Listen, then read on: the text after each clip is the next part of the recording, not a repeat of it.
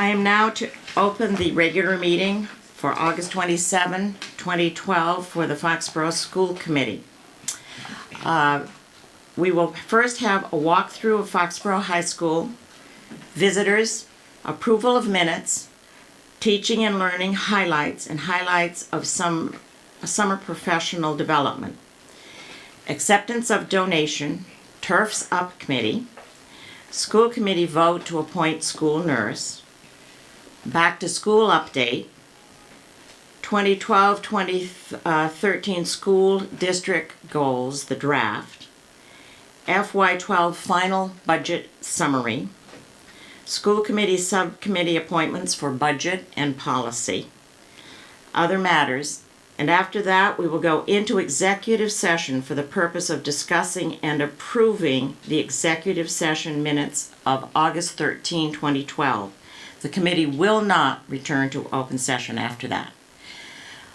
Our walk through the high school will not be televised.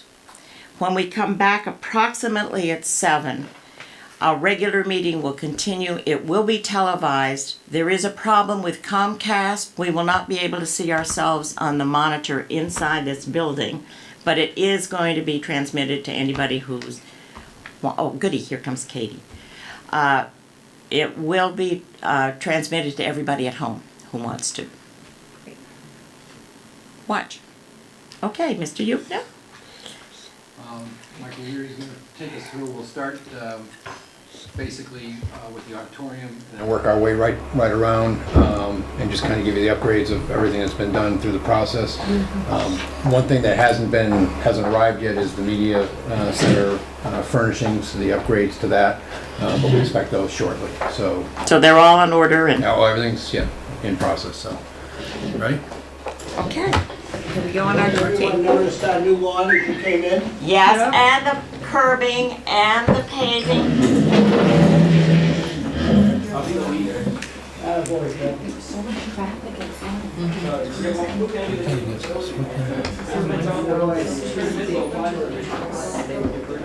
Hey Jim, what kind of is this a PDF?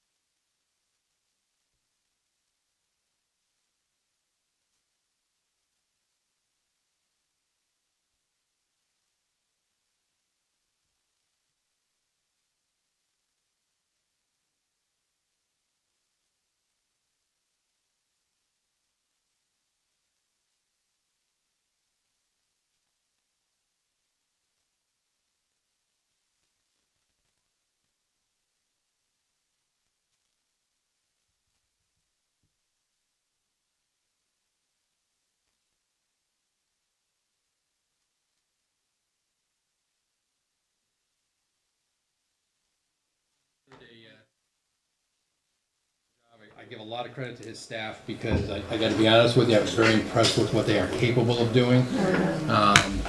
And, you know, trying the time frame and everything, just being able to get it done.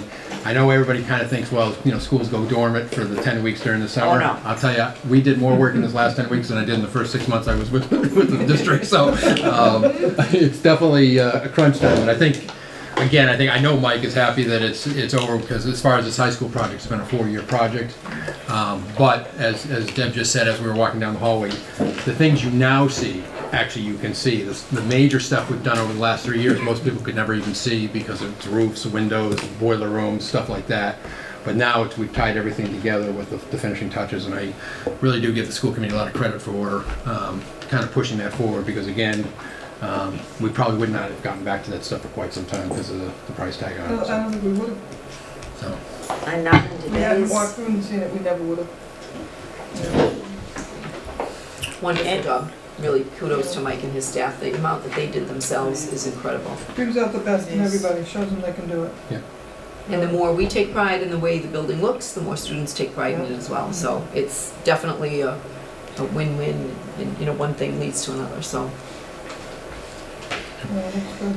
Any further comments? I think we owe a thank you to the other parts of the town that supported this. The selectmen just joined us on the walkthrough, and it was great to have their support. And sounded like the Public Works and the tree guys did a great job. Right? Wasn't that a comment made during our tour? So it sounds like we got a lot of help. So just a big thank you. I'll tell you, it was a learning experience for me because I never realized how strong a connection Mike has built with Highway and Tree and Park. And I'll give you a perfect example. Tree and Park approached us relative to the fields out here, the baseball fields, and thinking that if we were able to sprinkler them, that we would have, the fields would be much stronger than they are, but they've been actually having problems because we don't have enough water going to them. They approached us and basically said, if you put up half the money for the sprinklers, we'll put up the other half. Wow. How do you refuse How do that? you refuse So we took it out of our maintenance budget and said, let's get it done. We've done it. Those fields are used for lacrosse, they're used for baseball, they're used for a number of different things. And now, again, they've strengthened what we have as a resource, and also what the town uses because it's used by Legion and a number of other groups too. So it's a good win-win for both of us on that one as well. And the highway department, like I said, all the grading out here, all of the fine raking and all that, that was done by their staff. And it works out really well for us as a community. So a big thank you to those guys. Yes. Such a community effort. It's beautiful. Can't wait for the kids to come back and see it. They'll be coming soon. Are there any visitors this evening? All right, we will move on to approval of minutes.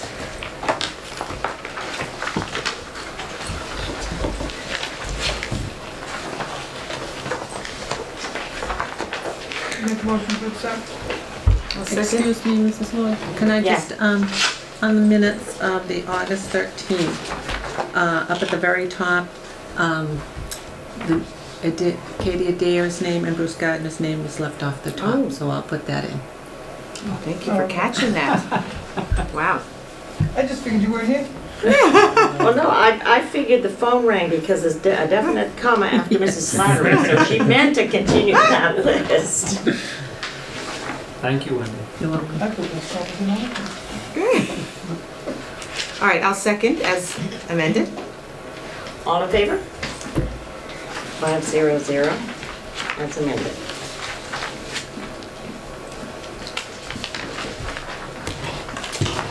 Teaching and learning highlights. Highlights of summer professional development. I'm just gonna say one thing. We decided, since we are on such a great roll with every single meeting last year, starting with the teaching and learning highlight, that we didn't wanna miss one meeting just because it's in August, that we should be able to provide you with some update that's something great that's happening in teaching and learning, so we don't wanna miss a single one, so we want a great record. So I asked Dr. Burdos if she would provide an overview of what's been happening this summer with our professional staff. Thank you. I was very happy to do so. The hard part is that it's a highlight. There's so much to talk about, but I promise to keep it brief.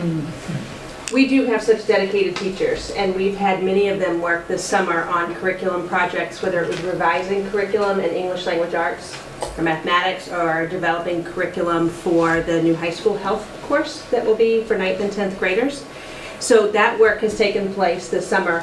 You may remember from many conversations that we've had here with the Massachusetts new curriculum frameworks for English language arts and mathematics, that those came to town, so to speak, at the same time. And they brought revisions that needed to take place, with the goal really being that the standards and the way they've changed is that students are ready for college or careers.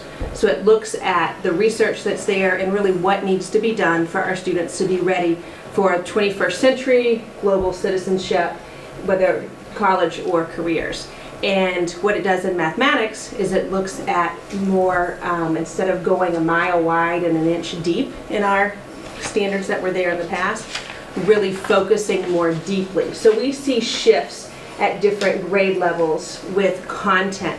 They are some minor shifts, but they really have some instructional implications with the clarity and the specificity that goes into each grade level. As an example, in the framework before, they were grade spans, but now it's grade specific of what students should master by each grade level. And it's based on 8 standards of mathematical practice, so you have coherence and clarity across the entire pre-K-12 curriculum. So that's one thing that Massachusetts did, was they added pre-K standards to math that weren't there before. So teachers worked really hard this summer in making those revisions that impacted curriculum as well as the assessments that we give. So some of the things that will come in the future, where we have our baselines and benchmarks, when we have those conversations in the fall, we're seeing implications there because of the new standards and what we measure. Also in English language arts, the revisions that you see from the past framework to the new one is a greater emphasis on content literacy and the focus on argumentative writing and nonfiction. So as an example, by 4th grade, 50% nonfiction text that you see, as opposed to more of the narrative, the story writing. And then as you get into the high school, you see 70% being nonfiction. Very much taking text, for instance, and looking at multiple text on the same subject and having students not just compare and contrast, but really weave them together and to be able to analyze and make arguments based on content. And so that a lot of those content literacy standards are into math and science, technology, engineering, and social studies. So we had a lot of the teachers working across departments, including world language as well, and really looking at the content literacy standards that are in the English language arts curriculum and how we are ensuring that those curriculum implications and the instructional implications that we're ready, and I can tell you that we are. They've worked very hard this summer, and it's great to have cross departments of teachers working together, so that's been fabulous, as well as I said before, like the health curriculum for grade 9 and grade 10.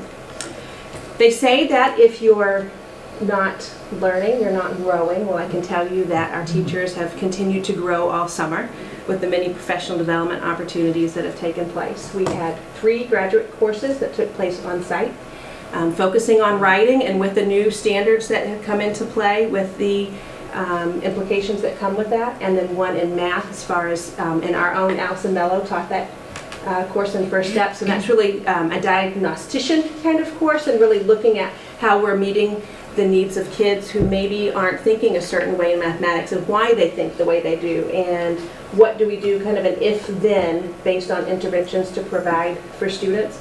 And then we also had a number of other courses that were sponsored through LSDO, which is our local staff development opportunities. We're one of 13 districts that belongs to that group, and we're able to offer courses through there. Carrie Jennison Green was one of our own Foxborough teachers that offered one of the courses through LSDO, and there were 2 courses that took place through them, and one of them was reading like writers and writing like readers. And we had a number of teachers take advantage of that course. And there were many other workshops and institutes, just a couple that come to mind.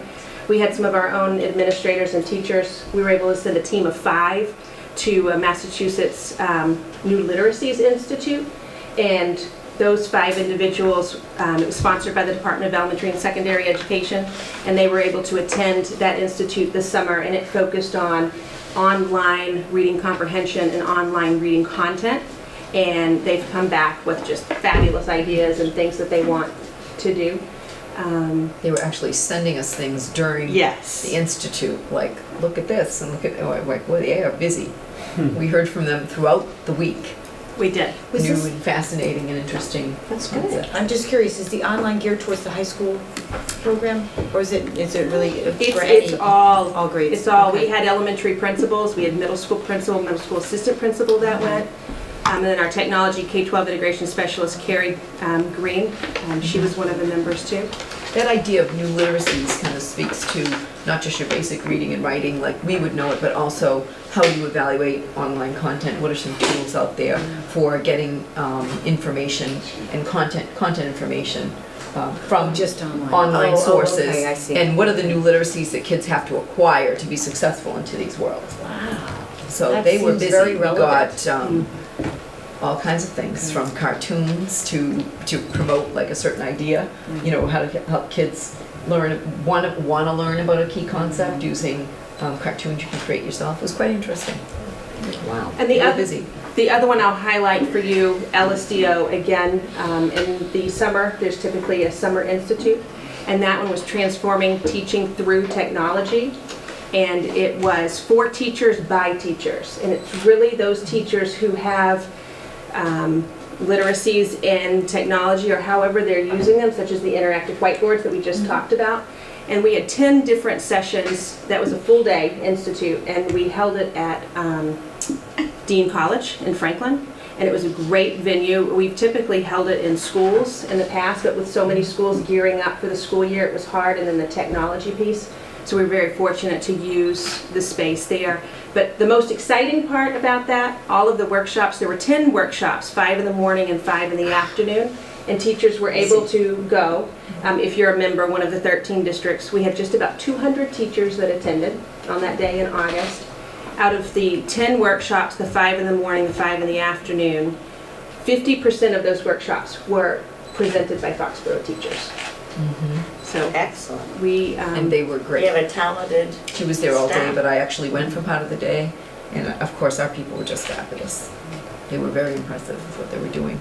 So that was a great moment of pride. 13 districts, everyone sharing in a day, and half of the teachers instructing other teachers were ours. And It's a good day. And as a result, as an example, one of the English teachers that was presenting, so the entire Foxborough English department came to be there for the session, and that just enhanced the growth on their part. So it was fabulous. So we're in a great place with great dedicated staff. So we've had a very busy summer, but a lot has been accomplished. And I think I know for me, I often think of, okay, professional development, our teachers are going out and learning and soaking up everything, but in fact, like to hear this number that are actually themselves teaching others about the latest and the greatest is, I think that's one of our Speaks goals, to volumes. develop leadership right. skills in everyone. So they're on the road. You know, what's amazing too is I know when I precept practitioner students, you get a lot out of it yourself because, Absolutely. you draw people in and you do something else and there's a lot of satisfaction. So for our presenters, it must have been, a feather in their cap, really. I was pretty proud. Everybody there was saying, oh, they're amazing. This person's amazing, that person's amazing. You just want to say, like, And I know. Which is what I did say, I know. But I think it goes well for the system. They belong to Foxborough. And part of that actually is trickling over on our third day of staff back at the morning. The session in the morning at the high school is all technology, and we have our own teachers, some of which that presented at LSDO, presenting sessions then, and teachers are going online and they're registering for the 2 sessions that they will attend in order for us to infuse more throughout the high school. So it's fabulous. Great. So I'm just going to state the obvious, which is, planning for all of those things is a lot of work. And Amy is one of the key planners for the LSDO group, because when the 13 districts, not all of them, let's just say, contribute equally to the planning. She's definitely been a leader in that group, and really, again, stating the obvious is that she's been here a year, but she hit the ground running, and I have more teachers that it feels like she's been here forever. So really kudos to I her. know. She does everything well and makes it look easy, but I know it's not. Thank you, Amy. Thank you. Great job. Acceptance of a donation. Yes. This donation is really quite wonderful. We had a staff member who recently retired, and I'm not going to use names, I'll get to that in a minute. A staff member who recently retired, she wants to donate 4 iPads to a very specific program that she worked in while she was in Foxborough Public Schools for the benefit of the students and the teacher in that program, obviously most of the students. And we would like not to mention the name or the program because she wants to surprise them with it. So she was going to go personally to make the presentation to the class because she feels so strongly about those students and wanted to do something wonderful. So it's actually 4. She was originally thinking 2 iPads, and she is actually going to gift the classroom with 4. So I can tell you her name in September, but she would like the benefit of going herself when school starts and surprising the class. So I asked for the committee's motion to accept our retired staff members' donation of 4 iPads to a specific program in the Foxborough Public Schools. It would be great. Make that motion for an anonymous donation. I'll second it. All in favor? 500. Thank you. Thank you. It's wonderfully generous. You can thank her. I will, and we will send her something, and then I can't wait to hear the look on the kids' faces. Turfs Up Committee. I think Mr. Yukna may have just gone to Yes. get our speakers. Oh, okay. Would you like to go to the other agenda item and just come Are right they? back? It looks like they're here. Oh, they are. They're right here. Sit here? Yes, right up at the guest shop. So, Bill and I will just give you a little bit of background. You may have remembered a few years ago that our wonderfully generous community formed a Turfs Up committee to develop develop a turf field for the community, for the benefit of the community, teams, sports, activities, and also for the schools. And they were able to secure a very generous grant from the NFL, and it had a time period to it. With the high school renovation and everything going on here, weren't able to do it within that time, and also the economy took a little plunge. They were able to do quite a bit of private fundraising, and then everything kind of came to a temporary halt. And we met back in the spring with some representatives of the Turfs Up Committee, Mr. Yukna and I and a few other people, and the NFL agreed to renew the grant over a shorter period of time to see if the community had interest in developing that kind of field. Since then, we've learned an awful lot about what we can and we can't do. So we thought it would be a good idea to use tonight, rather, I'd say low-key and informally, to hear from the committee about what we now know can be done and what can't be done that we might have originally thought could be done, and then just have a discussion in the committee to see what your interest is in questions you might have for us or for the Turfs Up. So you can introduce yourself. Sure, and thank you. go from there. Jim DeValis, I'm here as a volunteer for the Turfs Up, and with me is Karen Slaby, who also was with Turfs Up. And we've got a couple handfuls of people that have been working on it, but Karen kind of stepped up at the beginning, is kind of the marketing person that got a lot of the graphics done and got the word out to the community, so I asked her to come and present as well.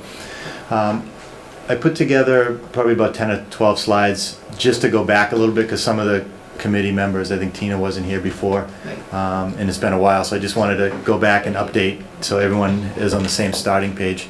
You want to? So we'll start off with a very brief mission statement, and basically it's to bring Foxborough sports, business, and residential community together to provide a turf field to enhance the safety, enjoyment, and competition for Foxborough youth. And it's pretty simple. And basically, a turf field is a synthetic field that has the rubber infill, and you can use it really 24/7, 4 seasons out of the year, back to back, so you don't have to let it rest. So that's what the mission statement is. And there's certain benefits. Some are specific to the school and some are specific to the community. When I say the school, high school, or the kids during sporting athletics at the school, and community, the community at large, or some of the youth sports that aren't associated with schools. So the community, one turf basically equals 4 grass fields. So you get a lot more bang for the buck because you can go back to back and have a lot of the sports play on it one after another. Safety, consistency, reliability moves towards meeting the demand. Over the years, you've got more sports and there's more seasons. You know, soccer used to be 1 season, now you've got 2, sometimes 3 seasons. Lacrosse, football, same thing. Lower maintenance costs for the field, plus you get to not spend as much on the grass fields because you're not using them as much. And it's really an asset to the community in addition to youth sports. Now, the next slide, Bill, is more of the school benefits. And a few months ago, I reached out to Craig Najarian before he left, and he gave a couple examples just off the top, and I think there was probably 10 or 20 more. But, you know, with respect to the school, practice, weather consistency for 3 or 4 seasons, transportation, you're not bringing high school kids over to the Ahern, over to the Payson Road area for the other sports, maintenance, consolidation in more of a campus in one area, management and training for the staff, being able to do it in one area. The band certainly benefits. A lot of the towns that do this, the band practices there, so you're not restriping parking lots and trying to do it in space that nobody, you know, can give up. Recruiting, Craig mentioned an interesting thing. A lot of times when the kids get towards the school, they look at the sports programs and they may or may not choose a high school because of the sports, and they might go towards a private school, so that was a big concern. Competition, whether some of the sports like playing on turf or grass, they're going to be playing other teams that practice and play on turf. So when you're playing football on turf, you turn differently. If you're not used to it, you're at the disadvantage. And basically an overall boost to the sports program. Basically it's a field that we're calling it a multi-purpose. So this is a field that they did in Walpole. In the bottom right you can see the lacrosse field, the lacrosse net, soccer net, and football goalposts. So they all use it and it's striped accordingly and it's color coded so you know that you don't get confused over it. Would ours look like that?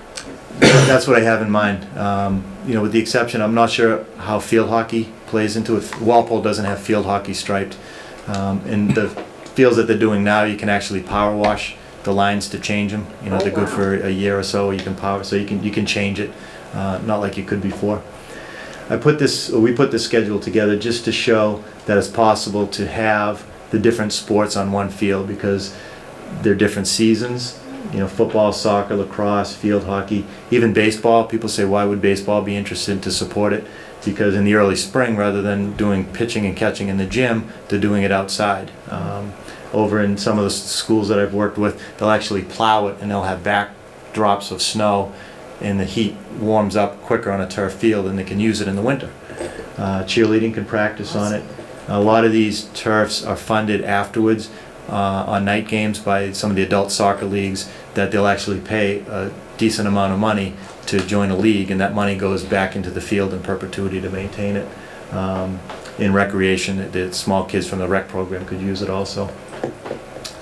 So this slide is a little hard to understand, but what we did early on, we went around to the football, the soccer, lacrosse, field. Everyone loved the idea. But the question is, where does it go? So we looked at all different sites, and the top 4 different areas around the high school that it could go. The bottom 3 left, see that is the existing field at the Ahern. This is behind the field at the Ahern where there's all grass and soccer fields now. Over there is on the side where the youth play on soccer.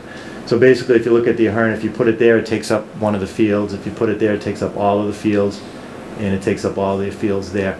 We looked over at Payson, and there's certain places you can put it. This is where lacrosse plays at the old state hospital, and since then, baseball has put a diamond back there, and there's some areas in the front that you could put a field.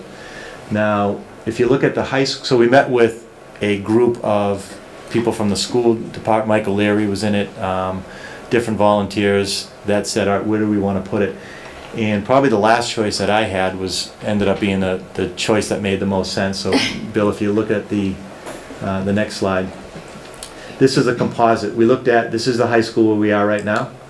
So different locations, you could put it over where the baseball field is. You can kind of kitty corner it between the IGO and the high school. You can put it in the middle where that area where the big pine trees are. Or you can put it behind. Now when we brought up this location, a lot of people behind the school didn't really know how much property the school had.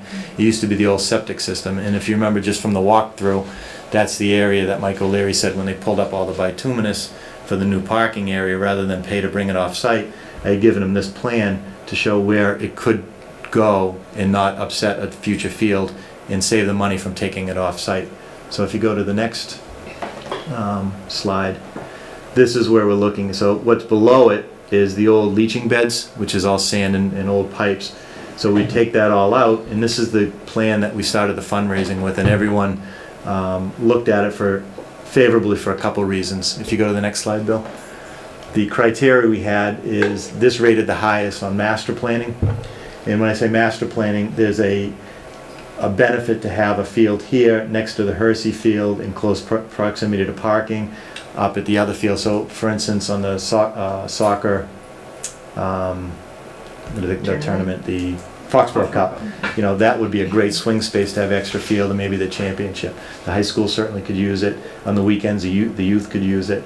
So location of the high school, location to the youth, lighting potential, if you put lights there, it's not in close proximity to some neighbors, which the other fields are.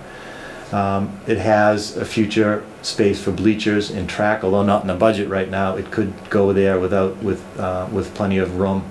It doesn't eliminate a field, so by building this, you don't take another field offline. Construction disruption is at a minimum because it's in the back and very easy to get to, away from everybody. And the cost was comparable to the other fields or less. So we put in a grant, and we got a $200,000 grant for this. And the reason that one of the reasons they said they gave it to us was it was community based. It was not just for one sport, it wasn't just for the high school, it was for basically the community. So we had enough confidence that we could go and do the design. So we did a survey, and Bill Buckley from Bay Colony donated the survey services. So the next slide shows what we actually have for land back there. The high school is up here, this is that ring road, and this is the Hersey field here. So what we did is we slid the field back to the back side of the property where we thought were wetlands, and there's no wetlands there, which gives us swing space for an extra field here, which would be, I'm considering grass right now, and spaces for 150 person parking lot. And this is the area that is leveled off now. We brought up the grades and used all that excess broken up bituminous to level it off. So if you can picture the high school at the end with the 3 fields here and a parking lot that's kind of in the back, that's what we're ending up with for a concept. In one more slide. Jim, I'm sorry, where is Hersey on that one? Oh, it's okay. Yeah, right, yeah. Yeah, go to the next one, Bill. That shows a little color. Jim, So that's the existing field right there. What would you do about the track? Would the track go around the football field? That where we are right now, there's no track involved on No, this. I know there isn't, Yeah, but I'm saying. it would go around It would go around, Yeah. so there's, Yeah. just doesn't look like there's much. Yeah, we would slide it over, and right now it's concept of where we could fit it, but this is best case for 3 fields in 150 space parking. So what I'm hoping to do is work with the school to see what's important. Do you guys like the idea of the extra soccer field? Can we go from 150 down to 110 and move it back up and put a track in? Do you have a desire for a track? You know, I don't know the track program, if that's something that you guys want to do in the future. It's always been huge, you know, and it's like anything else, you have ups and downs with it, but you certainly, from my perspective, I'd want the space allocated. So even if you couldn't do it now, I mean, if we're gonna make this a high school with everything that needs to be here, then the track needs to be here too. You just can't say, well, the track's not gonna be here. Yep. You can't, you know, you gotta make it all meld together. So however you lay this out, whether you can do it now or we can't do it or whatever, or however we're gonna do this and try to make it happen, you've gotta somehow incorporate the track. Yeah, and that's the feedback that we're trying You to know, find. I don't know how much, Yeah. are we in trouble with the track at all? at the other school at all? Well, we're gonna, actually, it's one of the things that we've gone through CIP to actually do a replacement on, Yeah. the surface on it. But that track is heavily used by the community, so. Absolutely. Even if we do that, my opinion is it would still be Still be used. used, the middle school would use it, and the Community. community uses it all day long. You know, the one thing that I worry about, at least the Ahern School is kind of out in the open. This is behind here, Yeah. so if you, you know, I know the track should be part of this. My heart of heart tells me this needs to be incorporated. But I don't know as I want people out here at night by themselves or whatever. People get kind of cavalier and, oh, I can go, it's not a problem. And for me, safety would be a big issue. So if we're gonna do something at the other place to refurbish it and that's still available, that's fine. Mhm. But I think, you know, it's, Well, I think similar to what Ed had us do Ed O'Leary had us do at the Ahern, we would just have corner lights that may not be the full stadium lights, but corner lights that keep it well enough lit that if a cruiser came through the parking lot, that could they say. can still see Yeah. the whole area. Yes. So I would think they would be a minimum requirement. I just worry about, you know, I mean, it's where it's gonna go if that's what we're gonna do.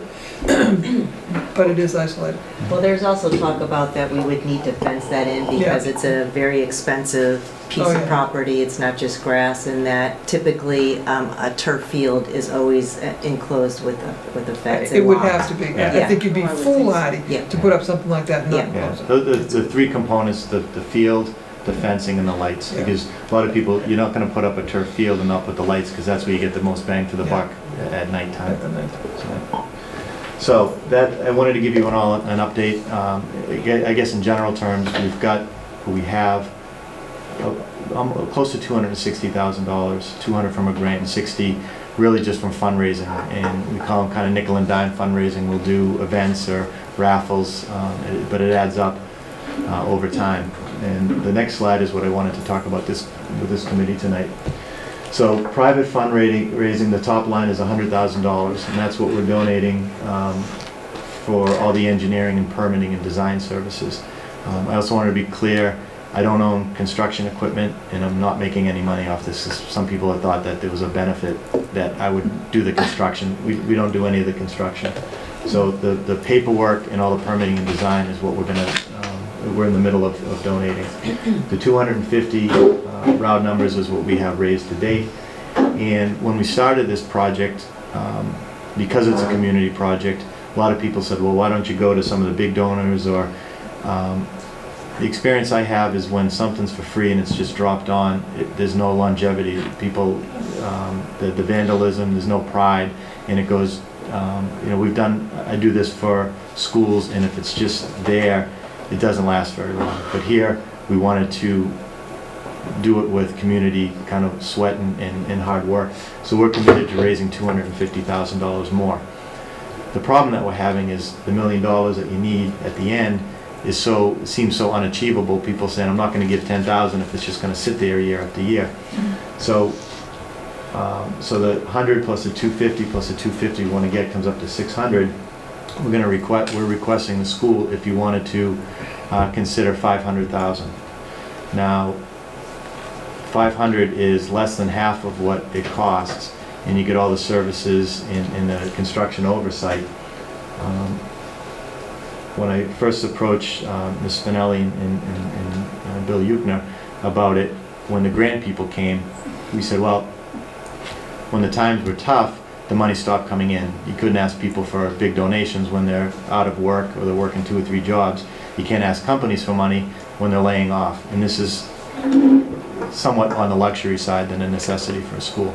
So the fundraising dried up for a while. Now it's starting to kick in.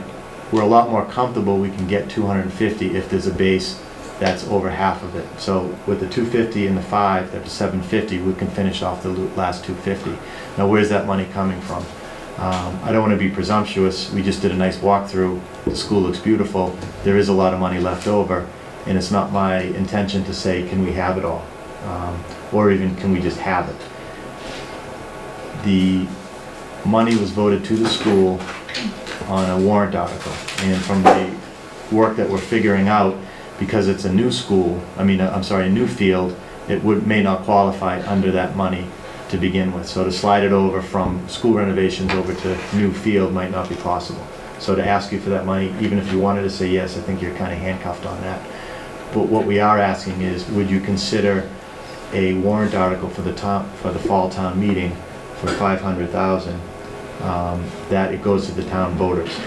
Now, it doesn't put you on the spot by shifting money over, because there is a way around this. If we put the field over where an existing field is, that's a renovation, and then I think you would have the authority to transfer that extra money from the school project over, and you may do it with a clean conscience, but I think people are gonna say, well, that's not what it was meant for. So we're kind of at a quandary. I don't wanna put you in a position, and I don't wanna stick my neck out if it's gonna be a disaster with people saying that's not what the money was spent for.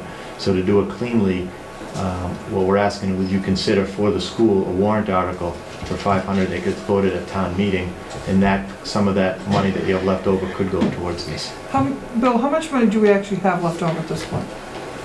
Well, our estimate right now is still close to $1.5 million in total All right. dollars. I think the one comment that Jim made, which, like he said, if we were to move it to the front of the building in the areas that he showed in the original thing, the money which was bonded over a 20-year period of time, and because it would be considered part of the renovations are allowed to be done over a 20-year period of time. Right. This, as a separate recreational type field, under Randy's review, and I tend to agree based on after reading through this, is it only can be used as a 15-year bond, and you can't mix the uses on the 10 versus the 20 years. So I think that's the only complication I see in what's being requested right now, and hopefully between town council and bond council, they can figure a way to move past that. Yeah. But that is another somewhat tripping point, I think. I think the other thing we probably should look into, Jim and I have gone back and forth in the fields, and he knows where I stand as far as wanting to see this whole high school. Oh, absolutely. And I think even if you look at probably NEAS when it comes back in, they're gonna advocate that this should be a solid, facility, which would include some sort of a field. The other thing is, we have to realistically look back and think about liability and problems with transporting students continuously from this school to another school, getting them back here safely, and how much is it really costing us, or how much has it cost us since we built this high school and we've transported bands and players, we have to pay for bus drivers. I mean, you have to look at it logistically as to where is our money being spent and where can we save and what's it gonna be down the road. I personally do not have a problem with us putting some sort of a warrant article so that we're open and honest with the people. We've done the things that we should have done. We've done the things that needed to be done to this high school. We have brought it back to an incredible state that will fare us well for X amount of years. But I think because of the way the money was voted, in all fairness to the town, and because I know there'll be this incredible outcry from a few people, because I took slack when I said I wanted to see us walk through this building and see what else needed to be done, and I'm a big girl and I can take my hits, but you know what, there's only so many times I can get yelled and screamed at. So I think probably the most sane route to go is see what council says, and then to put together some sort of a warrant article. Now, I think we have to make sure that we have our figures in. I want to know how much more it's going to cost for the track to be included, because if we've got $1.5 million, and if this town would support a warrant, I'm tired of us doing things piecemeal. And only because I've been here so long and I know how hard it is to fight for things. We put together what we thought was a good timeline, a good budget for renovating this high school and making it whole. This would make us whole. So if we have $1.5 million, and if we find out top dollar, what's it gonna cost for everything? Stop skimping, come in here and just lay it on the line, Jim. Lights, fencing, the track, whatever it needs to do this. Because if there's $1.5 million, and if this town is willing to support making this high school whole, that's the route I think we should go. Leave it up to the people. The best decisions have been made on town meeting. And I always tell everybody, you know what? The schools can get anything they want if they just get the parents to come out and vote. So if this is what you want for your children, and this is your interest, and you have more vested in this than I do at this point, granted my grandchildren are involved, but you know what? get out and make your voices heard. So if this is what we want, I really want to see it come back with the top dollar, what it's gonna cost to make it completely done, one time. Because you know what, you start moving heavy equipment in and out of here all the time, you're gonna ruin all the work we've done out here. Let's, down and dirty, one time, figure it out. Because there's only so many times you can, well, why didn't you think of this, why didn't you do that? So, I think we owe it to everybody to just lay it on the line. I appreciate that. Can I just, through the chair, respond quick? Two things. Bill, could you just go back to, so the top, yeah, that's up. This was not included in the estimate, and this, this area here was not, so we can put a price for all that in the track. But just to go back, a lot of you know I do civil engineering for a profession, and I've for 20 years been doing municipal schools and buildings. Foxborough has been penalized over the years because you keep your schools in good shape. Right. The vast majority of projects I've worked on have been demo. You demolish the school and start from scratch. Schools that it's just mind-boggling. They're not that new, but they haven't been kept up. So over the years, because Foxborough puts the money into the schools, you didn't qualify for the knockdown. All of the schools that we're working on, it's school and outside. It's school and turf outside. We're just doing one school, 2 turf fields outside. So the people I'm talking to are saying, why wasn't this done in the first place when they did the renovation of the school? Because it was, heating and ventilation and roof didn't qualify for the out stuff. But all our competitors, all the towns around, you look, they have one field, they have 2 turf fields. Yeah. So if somehow we've fallen behind on the athletics, this would bring us up, not quite to where a lot of the other schools are, but We'd be on a better playing better field. than we are right now. Yeah. It's ironic what you said about being punished, because probably 6 years ago, when we went into the Hill, I had a meeting with whoever was the chairman of education at the time, and we talked about the fact that it's time to stop punishing towns like Foxborough. And ironically enough, soon thereafter, they came back with, before you had to renovate and expand in order to get money. And it was like, what are you doing? You can't keep doing it this way. So then they came around with just the renovation idea. So that's how we fell into this category. But you're right, because we maintained that building, so we should be punished, we should be held up in high esteem, we should be role models for you people. So, they do listen, they get it eventually, but, it has worked to our disadvantage in the past. But I really want to see this, the top dollar, because you can't just keep going back to people all the time, Jim. They get tired of it. So tell us the top shelf, and then we'll work back from there. Okay. Yes, Katie. Yeah, I have, I think, turf it's a great idea, but I do have a lot of questions. Sure. I think I'd like to start by asking about the figures that you've come up with. Now, you said you've raised $60,000, and what I noticed on the slide was it said school/town, $500,000 on your, and I know Correct. you're coming to us, asking us for the $500,000. Yep. So again, maybe you could just speak to the town part as school, well. town, because it would be a town vote at a warrant article, so the town votes and it comes out of the town Okay. money. Town School budget, would sure. initiate it. But what that kind of touches, and Bruce, this probably hits home to you, we went around to the youth sports, to the youth lacrosse, youth soccer, I think youth soccer, which money is not part of the school, donated $10,000. We have a commitment to let the youth that is not at the high school use this field too. So it's I just don't want it to get lost that it's community, Of not course, just the high school. right. Yeah. I think you've been very clear when you've come to talk to us about that before. I guess the $250,000 that you're seeking to be raised, Mhm. how do you anticipate, and what's the time frame that you think it would take to raise that amount of money, given the economic times, given companies struggling, people struggling? I guess I'm trying to figure out, I know you've been working on this for a while, and you've raised $60,000. Now you're talking about a number that's 4 times that amount. Yeah. One of the strategies I have, we have a committee, probably it's a 501(c), and we started as probably about 8 or 10 people, And we're a little tired because, you know, most people on the committee has either lost their job or the work, you know, it's just kind of, it got kind of burnt out.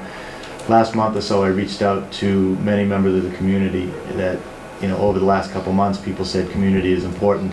And I kind of said, you know, it's time to put up. So I've got a lot of people that want to help, and I've kind of held them back a little bit because I don't want to do what we did before and get everyone excited and go out, raise $3,000 and get them burnt out, you know, because it's a lot of work and sometimes it's discouraging. So the first step was to get this chunk, and then, not to say release everybody, but there's a lot of energy to go out to businesses. I've had businesses that want to help. They want to know if they can put their name up someplace. Is there an entrance that they could do you know, for a memory of somebody? And we have a lot of $5,000, $10,000, $15,000 efforts that are just kind of sitting there. So we want to start getting excited about that. Two things that happened last month. There was one kid, I guess I can say his name, Timmy Bain. Timmy Bain's I've never met him before, but he saw in the Founders Day parade we had a truck, and he came up and said he wanted to donate his birthday money. Actually, you could probably tell a story, you know him better. Okay, yeah. I wish we'd had the little video we could show yeah. you. It's on our website if you want to see it, but essentially what happened is that he got this idea once he turned 10 years old that instead of people bringing gifts, that he'd like to raise money for a charity, but he didn't know which one, so he asked his mom first if that was an okay thing to do, and she said, sure, what charity? So he thought and thought about it, and he remembered seeing the very cool truck in the Foxborough Founders Day Parade. He's a lacrosse player, a soccer player, and everywhere he goes and he plays, they all have turf fields, and he's always asking his mom, how come Foxborough doesn't have a turf field? Good question. So anyways, he just came back to her and he says, you know, I think I want to raise the money for Turf's Up. So she went out, because Turf's Up has been kind of gone, you know, dormant for a while. She reached out on Facebook to find out if Turf's Up was still viable, and sure enough, somebody says, yeah, I know they're trying to get it going again. They just got their grant renewed. And so she says, okay, let's do it. So he put out the invitation, and then his mother suggested to him, well, you know, sometimes when people raise money, if they go to a corporate sponsor, they'll often match. So he went to his dad, called his dad at work, and he said, would you match whatever I make on, you know, bring in on my birthday gifts? And he said, sure. So this little boy raised $300 in gifts, and then his father matched it for $300. And the father has also said to us that he would like to promote more of this sort of charitable giving with our young people. And we are putting out an application on our website for other children, because it's not just going to be anyone, they're going to approve it. But we're starting a little effort where we're getting the kids in town to also contribute. And so he will contribute up to $10,000, match up to $10,000 for any youth that will raise funds. So we do have this whole new resurgence. And I have to tell you, though, that some of the people that were interested early on that kind of laid low because of the fallout with the economy have said to us, well, you know, what you're doing is great. And which, by the way, let me just backtrack. One of the main reasons why we got that NFL grant was because of the grassroots marketing and fundraising that we did. That's particularly why we were chosen, because so much of the community was involved. And just, you know, like we said, $3,000 fundraisers, $50 contribution, 100 here, we managed to get $60,000, I think is pretty impressive for a small little community like ours. So people have said they don't have the confidence of us, you know, ever moving the needle with more type fundraising like that. So show us that you can get some big money and we're in. So this grant was renewed recently? Yes. So when was it going to stop, and then what's the length of this grant now, presently? We've got I think it's till May or June of next year. Okay, and at that point, it goes away? Right. Yeah. Or We've it already could be had one renewed extension. again? It could be renewed, but the way NFL, all the NFL teams contribute to this. It's called LISC.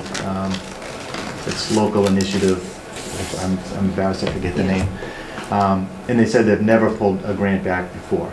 So, but over the winter, they sent a letter saying if there's no movement, we're gonna pull it back. That's when I reached out to Debbie and I said, you know, the things that we've said we would do, we did during the low economy. We did all the design, we did the survey, so we kind of went backwards. We did all that back end stuff first while the economy kind of came back up.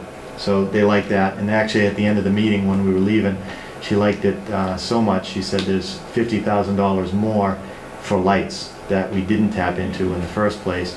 The 200 was for the field, so if we came back to them, they'd consider another 50 for the lights. That was part of the design, but not part of the grant. So when we say community, people get energized, and that's, you know, so. And I had the same question when I sat down with this group a month ago. All these new people came in. One of the women was running the birthday wishes, and she says shouldn't be a problem. Everyone's telling me once we get, you know, over halfway, the thing's going to kick off. So I'm putting a lot of stock into the excitement. Yeah. Jim, What about, I still Okay. have some more questions, please, thank you. The cost of the maintenance, once it is in place, what is that gonna cost and where's that money gonna come Yeah. from? It depends on a couple things, how often the field is used and how much you expect. If people are out there with gum and you know, Sure. no fence or whatever. But you're anticipating a Yep. high utilization of this field. Yep. You know, and I'm just asking these questions Yep. because this is a lot of money, and I think that taxpayers are gonna wanna, you know, have this information, and it's, you know, we need to have as much information as we can before we make a decision And those about are all- this. So, those are all when good you were questions. talking, I was making a lot of notes, so. What happens with actual the turf maintenance. field is over time, it's gonna, you know, you have to do maintenance, and maintenance per Right. year is anywhere from $3,000 to $5,000, and that's Per year? per year. And that's That's the typically average. what we have, yeah. And then who- Compared to who a fund grass that? field, which is between 35 and 40 for the fertilizer and water and manpower. So the last thing we want to do is kind of drop a white elephant on the town and turnkey and then walk away and the town can't afford it. What a lot of towns do is they have money in escrow, and what we're planning to do in perpetuity, leave money when we leave the turnkey field. There's going to be a committee that's set up that a lot of towns do that schedule, so everyone's not fighting over it. So there's someone from the rec, someone from the high school, someone from the football, all sit around and maintain it and work it. So the And money you s- that is gonna go into that Mhm. is from, I'd be expecting adult leagues. Once they use it, they pay heavily, men's soccer, whatever, women's soccer, to go into this in this field. So after 10 years, you roll up the turf and you roll another one down. The infrastructure below it, the drainage and the stones stay as it is. So the life of the field is 10 years? 10 to 15 years, depending on the use. And then what's the cost of replacing that? Probably 30 to 50,000 at the end. If it's a easy field when you just roll it up and there's no damage below it, and you roll it back on, less than that. Have you, I mean, I don't know about all the different Hockomock leagues, but have you, I'm sure that you've looked at the area Hockomock leagues and other towns to see who has turf fields and who doesn't. I mean, I'm assuming we're in the minority here, but Absolutely. how many other towns are we, you know, kind of in the same? Yeah, that's, actually, we asked Craig, and one of his parting emails had all that stuff on it, and I can certainly forward it to you. That But would we be are a- well below a lot of the towns that, like, for instance, if you looked at the Sun Chronicle the last week, Attleboro's doing a new track and a new field on their own with tax money. I don't even think the school's behind it. Franklin's got a couple of them. Mansfield has a couple of them. Mansfield actually just redid theirs, so they. Who did? Mansfield. Yeah. So they've been there for quite a while. Right. Walpole. I mean, the vast majority of other Yeah. communities have for a while. I'd be Yes. curious to see, because those are the towns that we play. Yeah, what I'll do is I'll just forward you Craig's email that has all the names, and actually he put who initiated it and who uses it also on there. Have you brought this to the selectmen?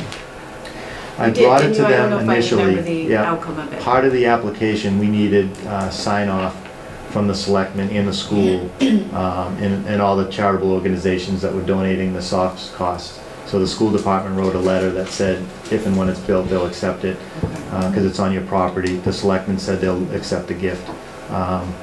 I haven't been back to them since, other than just to mention that it's still going on.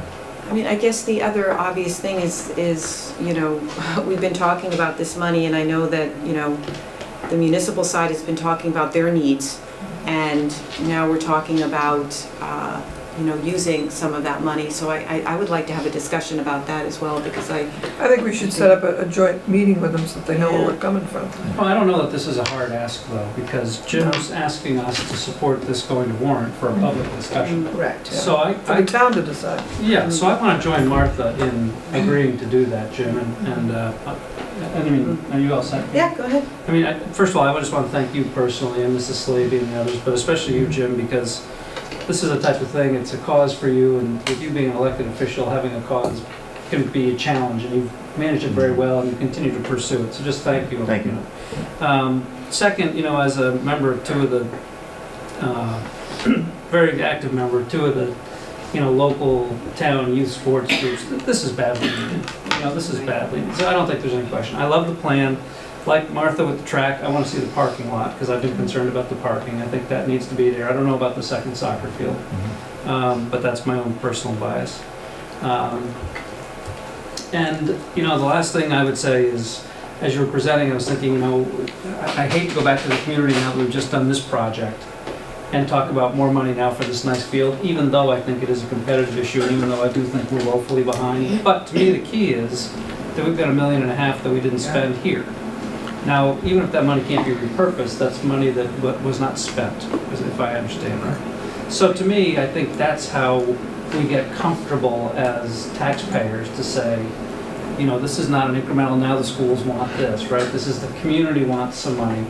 But I do think going to put it on warrant and having a public discussion is exactly the right way to do it. So I'm in favor of it. Thank you. I think the other thing we have to be a little bit careful of, I like the idea of the escrow account to keep the money there to help in the long run. My big concern is how much you need to raise. That's why we need to know what the bottom line is, so that we need to know what we need to put on that warrant article to make this happen.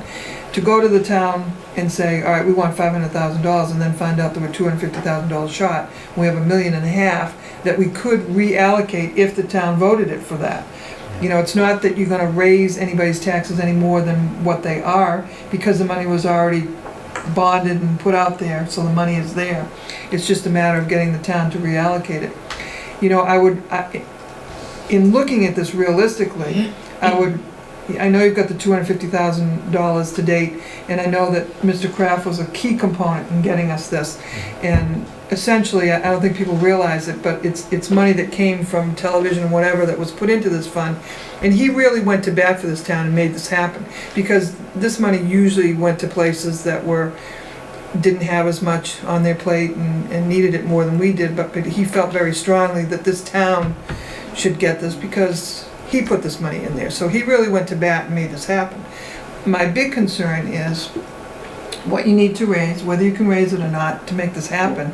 I don't want us to go to town and say we need $500,000 and find out that you're $250,000 short. The project's not gonna happen. I would rather see the money that you're raising go into the escrow account to help with the maintenance over long term, and commit ourselves to making sure that we keep raising money and that we keep the escrow account where it should be. So at this point, I would rather, bottom line, what's it gonna cost? Come back to us, we'll meet with the town and try to figure out how to, move forward with a warrant article, and let the town decide whether or not they want us to do this. I think it's probably the fairest way to do it, and then you'll have everybody's input. It might be a long night that night, but that's okay. But, No, I agree with you, Martha. I think definitely it's a big price tag, and I think definitely people have to have a chance to weigh in whether, Yeah. I think it's a great plan. There's been a lot of hard work, but I think it doesn't fall on one committee or another. It does fall on the taxpayers to decide. Well, and not only that, but you've gotten to a point where we still have people out of work, we still have businesses that aren't doing the best. Yeah. Even though they would love to throw their hat in and help us, they're not in a position that they really can, Katie. But for us to make this happen, we have to somehow, educate everybody like we did with this project. Well, that's why I was asking these questions, Yeah. because I think these are the kinds of questions people are going to But want to know I would about. rather see the money that needs to be raised kept as escrow to make sure that, 10 years from now, we have to redo that field saying, oh, by the way, folks, now we gotta come up with this money. So And you have to, I mean, if you put it in, you have to You be got it. committed to you can't just maintaining walk it. away from it at that No. point. So I think maybe a little bit of, maybe I'm not looking at it the right way, but I would rather, I can't believe I'm saying this because it's almost backwards now. But before I came to you, I did sit with Randy Scollins, our finance director, who I have a lot of respect for, and I sat with Kevin Pecos, and they said, I'm gonna be coming to the school committee to talk about this. Yeah. And did they shudder? well, Randy's Little bit. concern was they've been working real hard for a new town hall. Yeah. And if this happens and the town hall doesn't happen, and the discussion I had was, it doesn't have to be us or them. No. There's a way that hopefully there's enough respect for the budgets and the money that we can make them both work. So Yeah. I don't want to, it's not a money grab that I'm trying to say, you know, since it's school money, it all goes into here. Yeah. As a But it selectman's should- hat, I have to look at the other stuff, so to take it all and say, you know, and it's a, you know, the way that most towns work, if you put the vote out and you've got the soccer moms and all that stuff Like I voted for said. this versus who wants a new town hall for those people, it's gonna go to this way, Mm-hmm. and that's sometimes not the right thing either, so we gotta But it figure out a is the will of the balance. people, and I think you have to respect that. You know, what do you want? Do you want this for your kids and for the town and for us to be able to compete and be a viable one-stop high school? Or do you want us to continue to be piecemeal, a part of us here, a part of us there? And I think the town has grown enough, has changed enough, and I think we need to make this happen somehow, but with the consent of the town.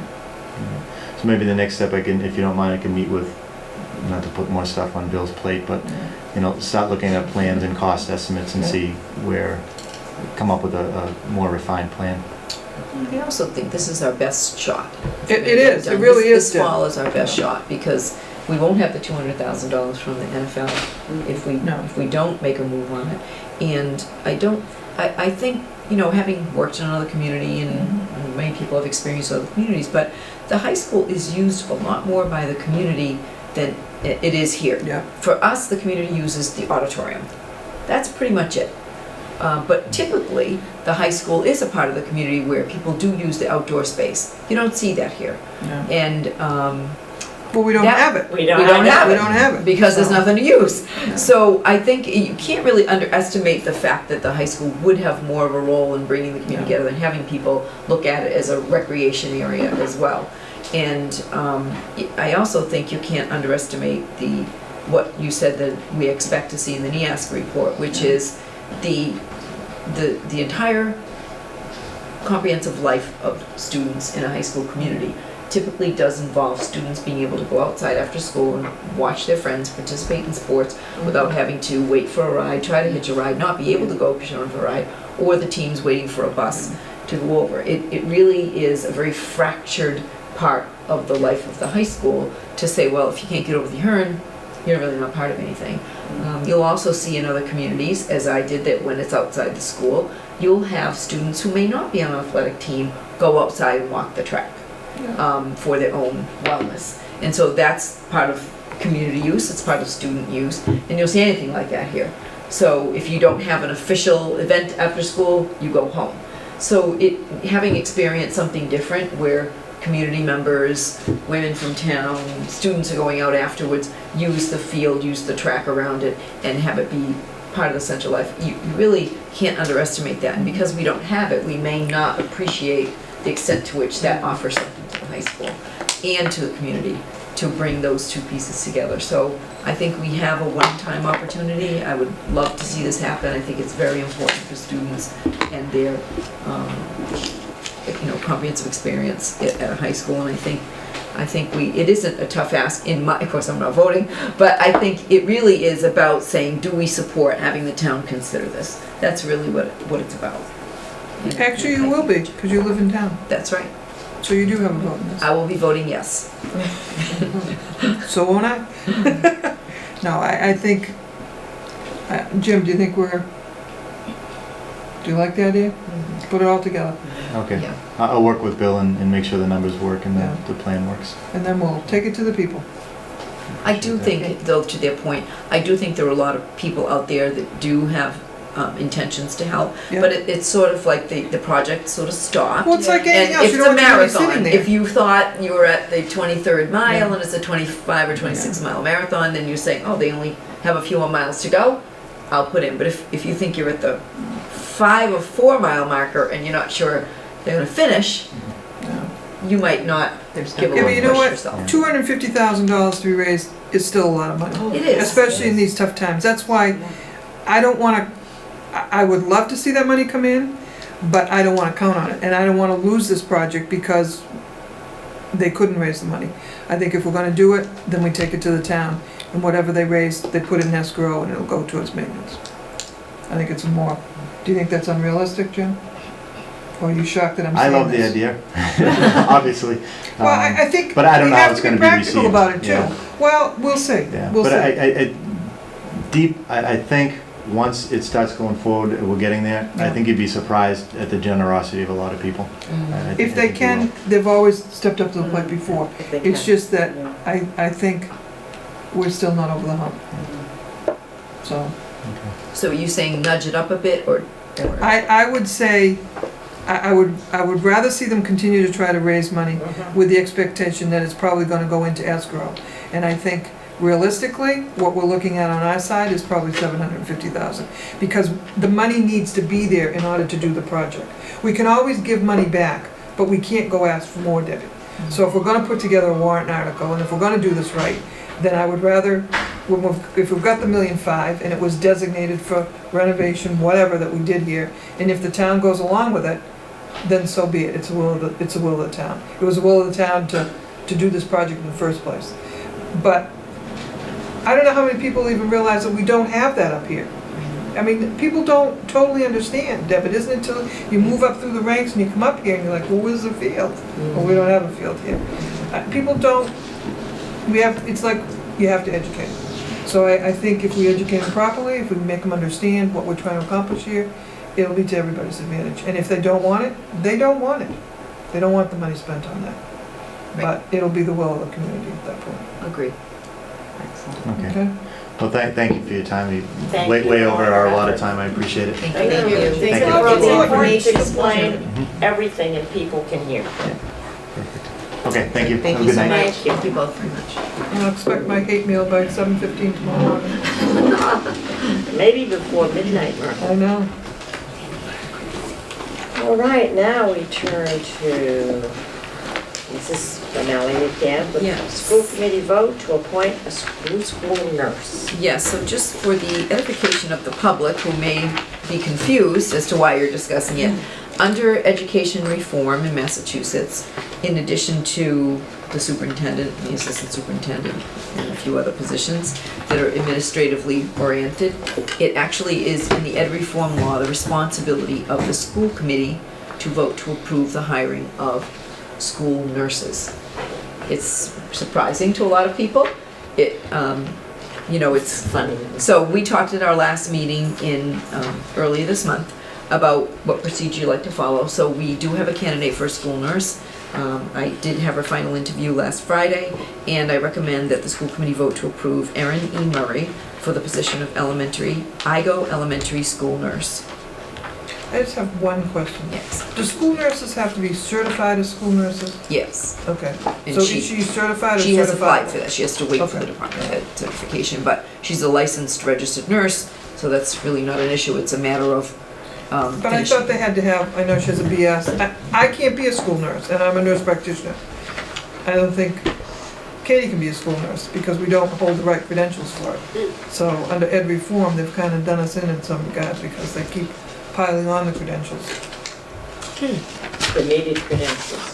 Well, you have to be certified I'm certified as an adult nurse practitioner. She needs to be, I thought they need to be certified as a school nurse. No, the Department of Ed certification is separate from the professional license that you Okay. have through medical organizations.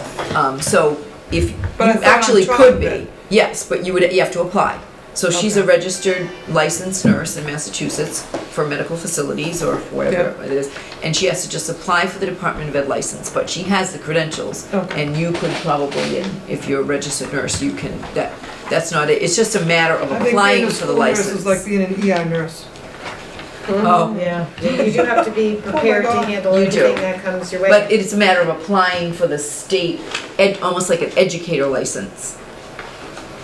That's what it is. Okay. She's had. So she's school nurse- certifiable. Yes, she's, we talked about that last week. She just has to apply and, She's had Pay the school money. nurse, a substitute nurse experience yes, since for several 2007, years. Yes. pre-kindergarten through 12th grade. And And she's been a camp nurse, so that's children. Children. Yes. And as you can see, she's been a staff nurse in many settings, including the hospital setting. I often like to read some of these bullets for the public that they don't have the benefit to see, but, and I will defer my vote to our two health professionals on the committee, but, you know, it's a very impressive package from yeah, her. it does. You yeah. know, She has a master's Bachelor of degree. Science, nursing cum laude, a master's with distinction, 22 plus years nursing profession, a number of different roles, and as Katie said, you know, one of the minor ones it looks like has been, you know, substitute school nurse in Medway, so I certainly, Yes, she has quite a comprehensive work Background. experience and background. And I've been a nurse twice as long as she has. Wow. Yeah. that's terrific. She's got 22 and I'm working on 44. She's a rookie. That's what I was thinking. 22 years. 22, it's like, oh God, that's nothing. Yeah. Right. Oh my Need a God. motion? Yes. Make a motion to accept. I'll second it.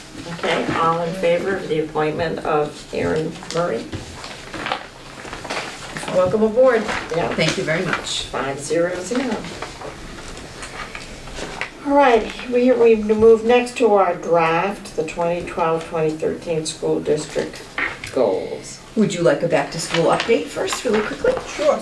Oh, I'm sorry, We can There's check so many off those notes. things. I know, sometimes I check so them many, off I before know. the agenda item. Yes, back to actually school happens. update, of course. So, as you all know, Not to be it is slighted. opening day tomorrow for staff. So all of our staff comes back tomorrow morning here at the high school in the auditorium. We're pretty excited to be able to return our opening day to the high school, as we have been farmed out to the middle school for our last few opening days as the high school's been renovated. So it'll be nice to return to our flagship here at the high school. And the nice new auditorium. Yes, and we plan on having power now.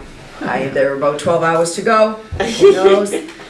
So power, the lighting was a little iffy, but we're actually gonna have lights and power, I believe. So that will be a complete upgrade from last year, where we opened with no power. I wanna thank our custodial maintenance staff and Bill and his teams. They have done, as you can see from the high school, all the schools look this good. They are absolutely gleaming, and they do a tremendous job in a summer that goes by very quickly. I don't know how they get it all done, actually. We are welcoming 13 new teachers. We are welcoming 4 new administrators that you know about, 2 principals, an athletic director, and a new food service director, and 12 support staff. So 12 in various departments across the district. So we're pretty excited. It's always renewed energy. The back to school day is always exciting and renewing friendships and catching up on people's summer, and it's always a great upbeat day. So we'll be doing that tomorrow morning, and as you know, the committee's invited to come if you wish, and looking forward to it. Awesome, good luck tomorrow. Thank you. Yeah, Debbie, I just want to make one comment. I can't be here tomorrow, and I usually love that day. But I'm just so impressed with you and Bill and Amy and the team. You know, when I think about these new staff members, 13 new staff, 4 new administrators, the quality of these administrators that you've brought in, the number of physical plant updates, you know, ranging from the Burl, which was so needed, it's going to be so nice for that Oh, it community. looks awesome down there. This place, and we've talked about that a lot, but I mean, you know, as a taxpayer, I think about all that we accomplish, all that you accomplish and we get to oversee. It's just terrific. It really is very Thank you. impressive. It has been the busiest summer I ever remember, I'm going to say that, with some long days, but all wonderful things. And I'm glad you mentioned the taxpayer piece, because if people do come into our central office, you will notice that there is new carpeting. We had 3 different carpets there that are older, and decrepit. But the carpeting are remnants from this high school project that would have been thrown away. So, yes, we had installation costs, but the carpeting did not cost a thing. You will notice, as you saw, some new furniture, office suites, as Bill said in our tour around. How many were there altogether? Like desks? 11. So it's like desk and table and file cabinet, sort of all in one, very sleek looking. 11 that we received from a company that was closing, and except for the cost of Bill and Mike and their good old sweat labor to go get it, those were free. So you'll see some of those in central office. We've had some other, we have other plans. I don't know if anybody's been in central office, we had 5 different color file cabinets. We had 3 or 4 different heights. The counter went over a space at some point, so they quickly cut the counter, put 2 different levels in, one counter height, one a little bit higher, using old file cabinets that we had sitting around somewhere. They all still look different, I must say. Still looks like a bit of a checkerboard, but their plan is to just spray paint them black so that we won't buy any new file cabinets. So we have spiffed up with no cost, and we're thrilled about that because we want a professional look to the central office, but that isn't the place to spend our taxpayer dollars. So we like to invest in the buildings where kids are, in the minds of teachers and their professional development, and in the resources, the classroom resources of students, and that is still where we place the priority. So you might see us looking a little bit spiffy, but if it's free, It's called recycling. it's for us. That's right. Recycling at its best. And also, there are people, we're not too proud to take Not at all. hand-me-downs from other I'm thrilled. agencies Hand-me-downs or and facilities. markdowns, like with the library. Awesome. But you know, in the public doesn't always get to meet a lot of the people, so this will September, October will be fun when they get to meet Mr. Stanton at Yes. the IGO and Diana here at the high school, and the paper did a nice job on our new food service director, Very thank nice. you. I mean, the quality of the people and the amount of things that you are leading, I think, the district through right now is really very impressive to me. I'm lucky to People have wanna them, be here. because we're doer people. We do things. How many applicants did we have for the school nurse, as a for I instance? don't know, because About? the principal and the nurse leader screened that originally, Quite a so I few. wouldn't have gotten. The numbers were Yes, up we again. did, we did. I And think the numbers for all the positions we're getting, Are up, the which is exciting. facilities manager position was 92. We were at about 100 when we did food service. Wow. When we did the principal search, we had a fairly good-sized number there. Huge. So we're benefiting because people want to be here. And when we had the new teachers the other day at a luncheon, when they were getting a lot of descriptions of what's going on in town and stuff, and I sat with 3 young guys that basically come to the district, 2 who were coming from other schools, and one was his first job. And the funny thing with the one who was his first job, he was basically being told by everybody outside of us that he hit the lottery because he got into Foxborough. And the other 2 kids that, or the 2 teachers that were coming in that are younger and very enthusiastic about what they're coming to this district with, also basically the same thing. This was something they were striving to get to, and that's nice to hear when people want to be with where we are. So I think that's why we're getting the kind of selection we're getting. And Quality has I'll been- tell you, it's hard because you have to go through all these very qualified people to get to the final position. Unbelievable and What a nice impressive. problem to have. Yep. And the It athletic is. director too. Wasn't Yes, that a high the number? athletic director was, oh my goodness, how many do we have for that? I can't even remember, the numbers are huge, so huge. And what's wonderful about that search, as it was for our department heads, is that we are really starting to grow a lot of talent. So actually, we ended up with someone from our own ranks who will be a wonderful leader in that area, and our 2 newest department heads in art and in wellness also came from our staff. So we're really seeing this, the development of leadership take off a little bit. Right. Yes, so it's. I want to mention one more thing about the furniture. Because of our new furniture in the central office, there were a couple of people that are very happy in town hall because we were able to recycle the good things that were there over to town hall. Oh, yes. Hey, everybody likes an upgrade, Right? especially a free We're one. sharing the wealth. We're sharing the wealth. But I give them a lot of credit. They got tables, they got chairs. You notice when you come into central office, we now have like 4 Matching chairs. gently used bucket kind of chairs with 2 tables. Those came from the free shipment. Wow. So Or the conference room, all the chairs around that. came from Right. this- Oh, you won't this setup, believe the, this. we actually Office have a chairs. meeting space in central office, which we never had before. So. Well, you did, you just couldn't barely walk in there. I know, I was gonna Right, say, well, it's yeah, hard to you sit when there's student desks. That's No, what they no, were. remember where the computers They that were long, student desks, foolish- and when the computers But left, the table was too they big. just and you turned the couldn't get desks around it. inward, but you chairs. can't even get your knees under there, so That's it wasn't really a place we could meet when you're trying to stuff some adults behind student desks. And actually, when you look at my business office now, we took out the carpet and we used the tile that's on the floor here. Leftover. Part of our back, one of the things under these contracts is you have to get a lot of backstock as part of the contract. We could do probably, another tenth of this high school. So Mike and I looked at each other and said, well, we can do that room.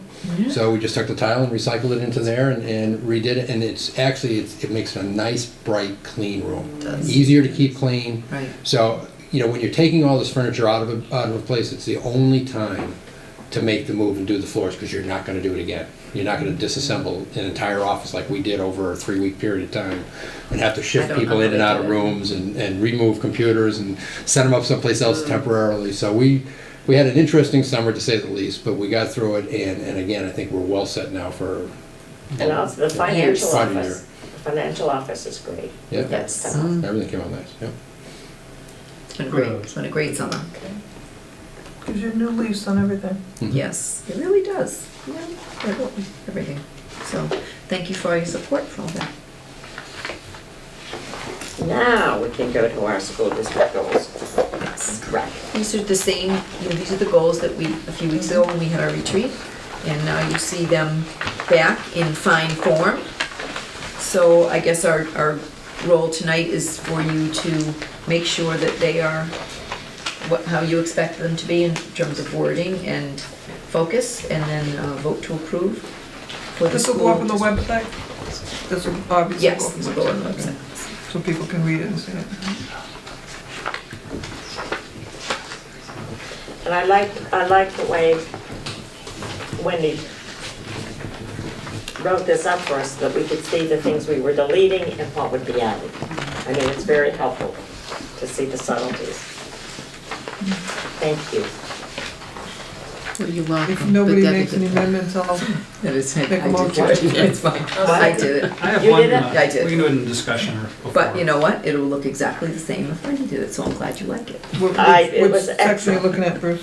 Well, if I can, Bev, one of the areas that we as a committee spent a lot of time talking about at our last meeting, wanting to put some emphasis on, was the enrichment and challenge area, Right. which we spoke, for those who weren't there, didn't hear about the conversation, we spoke about the fact that we know it's always a budgetary issue, but we also said we'd like to put a little additional priority on it to the extent we can. What I would propose, and maybe it's semantics, but it troubles me to just say monitor progress in opportunities for enrichment and challenge. I would like us to be more proactive. I would like us to say bring forward or propose new, or and we added the clause there, or we added the phrase with associated review of budgetary support, because we know that goes hand in hand. I just don't want us to just monitor progress and opportunity. I want us to get proactive if we can, but that's my 2 cents. I mean, I don't mind propose new, except we are already starting some things in the fall that we want to update you on, so that would be something that, I mean, sometimes we do a lot and then we let you know about it, which we want to. So we want to say monitor progress and continue to propose? New opportunities? How about pursue new opportunities? That's great. Monitor progress. No monitor progress, just pursue new opportunities, correct? Yeah, but you also want to, We Monitor progress. we do want progress, Okay. because if we are instituting something, we want to know if it really is effective, do we need to change it to enrich it?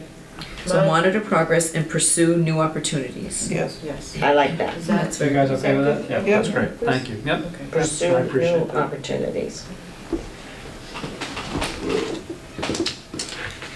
I expect you will see progress.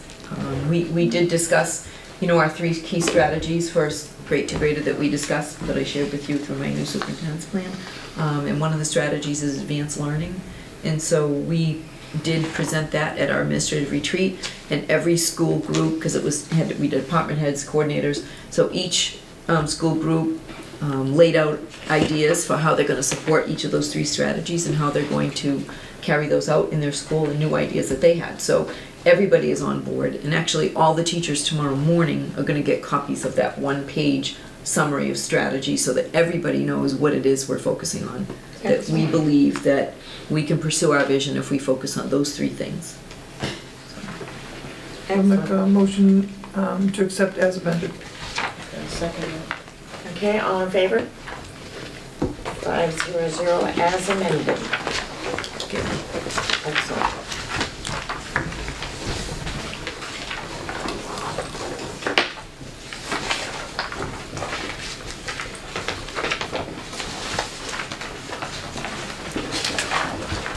Okay, we have our FY12 year-end budget recap, Mr. You all received the flyer I sent out, or handed out just recently. Basically, in our last meeting, you asked that I give you a recap of where we ended the year and what created the funding sources and what we were able to accomplish with them. Obviously, you know the main budget, most of the lines get spent as everything is budgeted, but in any given year you have the opportunity for some savings or some additional funding. In this particular case, we spent about $125,000 less in our salary budget line. Now, that's not true that we spent $125,000 less. We actually spent $43,000 of that, but it was coming from a different source than the town's budget. So that was more from a grant side that wasn't originally budgeted for. Which was nice to actually get. We had a few less retirees than we expected during the year, and obviously when someone does retire, we have all of their compensation that sits as far as accrual expenses as well, sick time that they get paid back for, things like that. So if they don't retire as many as we expect to, we have some savings that way. A few less substitutes were used during the year, and a number of other little payroll changes that happened. Some people didn't move the lanes they thought they were going to move, because they didn't get their paperwork in time or didn't finish the project. So all those things can affect us during the given year. So it actually was a very good salary year for us, not something we normally would expect. And that generated 125. Utilities, as we've talked all year long, were so mild weather-wise that we saved almost $104,000 in utilities. Wow. That's not something I would anticipate ever, unless you have the exact same year that you're ever going to get that again. But again, there was 104 that we spent less on. Well, I'm hoping for it twice in a row. Right. I know it's not what's forecast, but. Yeah. We've got forecast. The sped transportation line was 54,000, and I know that sounds like a lot. That's one kid not going to a program that we're transporting all year long, and that's basically what happened.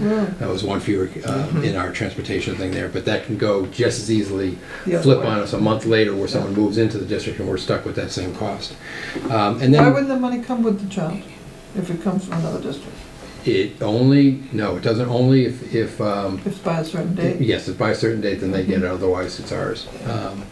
And then the legal usage, again, we were fortunate to not have spent our full budget there, so it was about 17. So you can see we spent about $300,000 less than we were budgeted for last year. Most of those things I would not expect to repeat in a normal budget year, but great, we got it. Again, the priorities you gave us during the spring time frame, here are the main things. There are obviously a few little ones that I didn't list here, and I did them by building so you can get an idea of how we kind of spread the wealth throughout the district.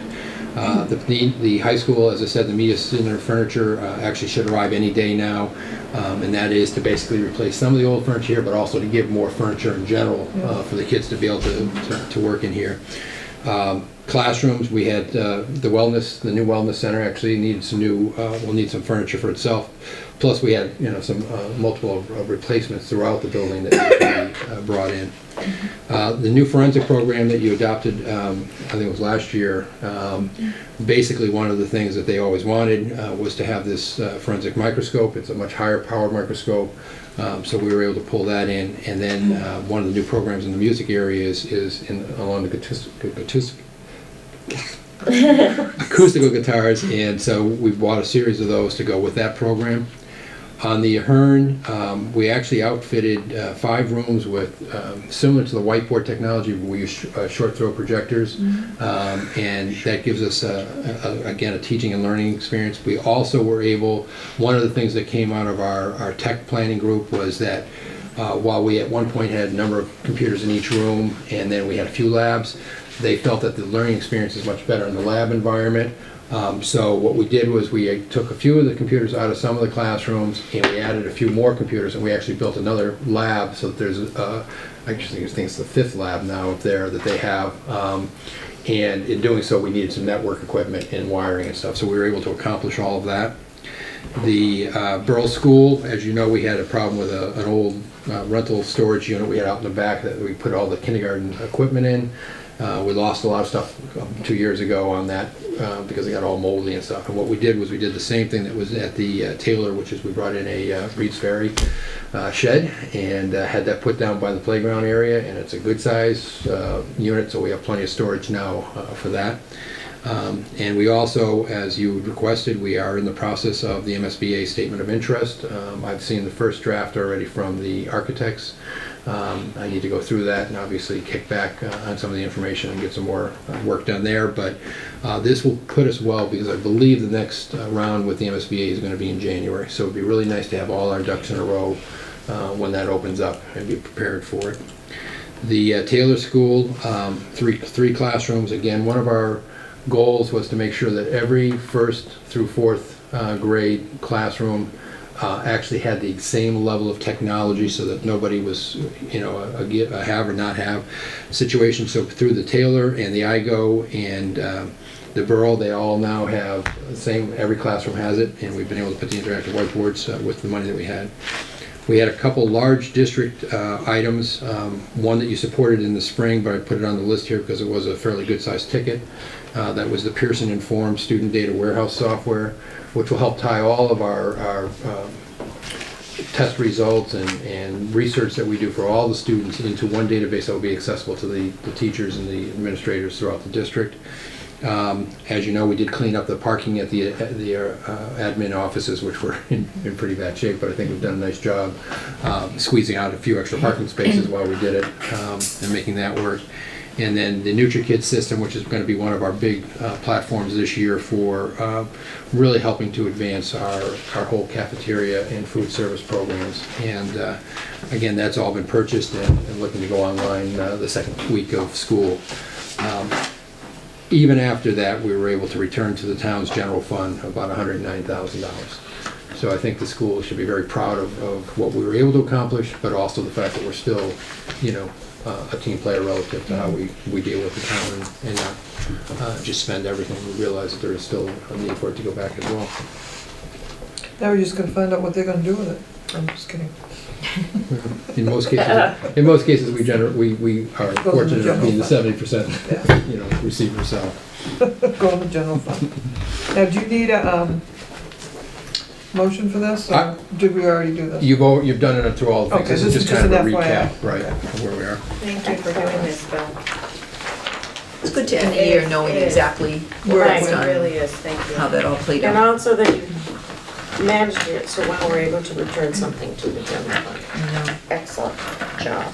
I'm gonna state the obvious again, but Bill has been an unbelievable addition to our school district, so. And that was another seamless transition. I think we promised he'd never be bored, but that was about the only promise we made. Luckily. School committee, subcommittee appointments. The first here is budget. Now, Katie, at another time you have expressed interest in being in the budget committee. Would you be interested in that for this year? Certainly, but I'm open to other people Well, expressing an interest in that it's as well. appropriate for either the chair or the vice chair to be part of that. So if you're interested in that. And what about you, Beth? Are you? Well, no, Okay.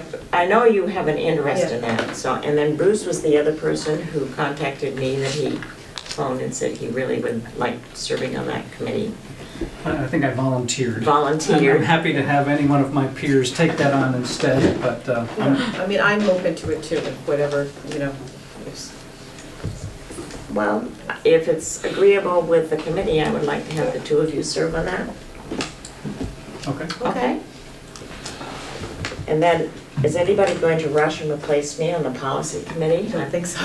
I think no. You own it. I think I've been there since Frank Spillane, Budget committee. right, appointed me. And I know Tina has had some experience. I would be happy to help you with the policy. Great, that's, Good girl, that's great. because I was gonna recommend you. It's always much nicer when you just step up to the plate. You know, lawyers love policy. Well, and maybe you can help Jim Hardy out a little bit. I'll let him know. My pleasure. I have Just don't tell them what you do for a living. I'm a mom. Okay, so Most important job in the if world. you would like to, then I guess Tina and I will be serving on the subcommittee. Do you need a motion? I think it's by I consensus. think it's just really by Great. consensus. Wonderful. Okay. Well, then let me just thank all of you who came forward and those of you who volunteered people. Because they're both very, very important. Martha's Very very important good to at us in every volunteering. right. So I I've appreciate paid my dues, it. and I think it's important for other people to be able to share the experience. And gain the experience.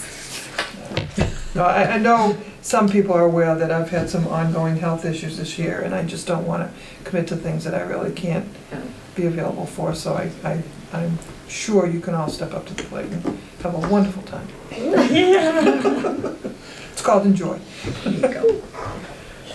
Alrighty, other matters? I have two very light other matters. I actually, not in time to put it in your packet, but I think Wendy has them. I have two articles that were in the Boston Globe within the last week or so. And one of them was about healthier food coming soon to school cafeterias. I don't know who saw it. It talks about, I'll just read you the introduction. When students return to school in a few weeks, the biggest changes they see may be in the food they eat. It will be healthier and served in smaller portions. I have a problem with that, but with more fruit, vegetables, and whole grains, and less trans fat and sodium. And that goes on to explain how the U.S. Department of Agriculture has issued its first major rewriting of nutritional guidelines for government-subsidized school lunches and breakfasts in more than 15 years. So that's what we've been talking about through all of the wellness updates we've had, and with our new food service director, that it's everything is coming together, but we do have new guidelines. So it's not just Foxborough trying to go healthier, it's everyone that is required to. So that was one article. And then the other one was about Massachusetts teacher rating systems are lagging. So we voted to approve you had voted to approve the new educator evaluation system, and indeed have begun using it yourselves. And this article explained that all but a few Massachusetts districts will probably miss a quickly approaching state deadline to implement a new teacher evaluation system that would put a significant emphasis on student achievement, according to state education officials. As of August 21st, roughly a third of the state school districts are not going to meet the deadline of September 1st, especially race the top districts have that as a deadline, and that most districts are making progress in their talks, but will probably miss the deadline, while only a small percentage have finalized a plan. So we're just very happy to have your support and the support of our teachers and our education association, because we are one of the few that are not missing the deadline, and we do have a finalized plan. So I really appreciate where I am and the relationships we have. And so we are off the radar screen because we have a plan in place, and we're moving forward with training starting this Wednesday for our teaching staff. When I read that article, I was a little bit taken back, because I don't think it's to anybody's advantage to drag your feet. I think it sends such a terrible message to the communities and the children within the system to think that you're not going to step up to the plate and make sure that your kids have the best in place and reviewed, and you know, I was really taken back when I read that. I was too, and even though we know how hard we've worked, Amy and I chaired that implementation committee all year, but I have to give not only credit to the school committee, who is willing to learn new things and boldly go and have confidence in it, but really mostly to our educators, because they are people who, while there's some trepidation in changing to any evaluation system that's new, they are willing to entertain the notion of change, and I think they have the confidence that whatever bumps we may hit in this first year, it'll be a learning experience for all of us, and we're going to do it together. And we don't expect to be perfect, but we do expect to learn a lot about how to do it going in the future. So we're eager to start. I think it'll take a lot off people once they have the training this week, that they can at least understand a little bit better. But I have to give them a lot of credit, because those trusting relationships don't occur and are not in place in most places. And we're very lucky to have such professional educators here to work with. So can't say enough about that. So, to our Others? Amy? You're good? Every time I drive by the Borough School, I smile. 'Cause I Oh, it live does right look down good. there, and oh my God, it looks The awesome. difference. You know, your first impression, and, you know, people say, you know, it's just the outside, but it just means so much. To come up to a building and have it look so inviting, and the area around it, and I just, you know, I've heard comments from some of the neighbors, oh my God, it looks awesome at the Borough School, and it's true, it just puts a whole new face on it. So Does. and the grass is growing. Yeah. If I catch a kid going across there on a bicycle, I might have to speak to him. I'm happy you're parents. patrolling. Or a parent. Parents. One night I was coming home and I saw flashlights up on the roof and alerted Mike as I went by his house. I said, this was a few years ago. Oh, I said, I think there's somebody up there that doesn't belong up there. ah, Yeah, so I'm amazed when they can get up on the top of these roofs. it's good to have community policing, Yeah. so. Neighborhood watch. I was gonna go back and sit there and watch them drag them off the roof, but then I figured they'd know who I was, so. They turned them in. Probably best just to drop Yeah, it just down. keep going. So. But anyways. Other? Other? The only thing, Debbie, I have is I know that committee members know that we're gonna try to do our annual superintendent evaluation at our next meeting, so I know the committee's working on input that I'll receive and then summarize, so, And we all need to get them to you. Yes. thank you. Certainly. I thought it Right. was today. No, okay. Anytime in the next few 2 days days. would be great. Next 24 hours. But it's counting, But right? Martha was right on time. Yeah. I would say. No, I'm fine. I'm still good with the schedule, so, and I know everyone's busy, so. And as we discussed, I'm still meeting individually with some people, Well, so that's, I know, if we and could have a few more days, that's, she was you too know. busy for me to, you know, It's been busy, I as I know. said. What have you been doing? get with her today. Just waiting around for phone to ring. Oh my God. Okay, we are now going to go into executive session for the purpose of discussing and approving the executive session minutes of August 13, 2012. We will not return to open session, and I would like a motion and second for a roll call vote. Make that Do so. motion. I'll second it. Okay, Aye. Aye. chair votes aye. 5 ayes.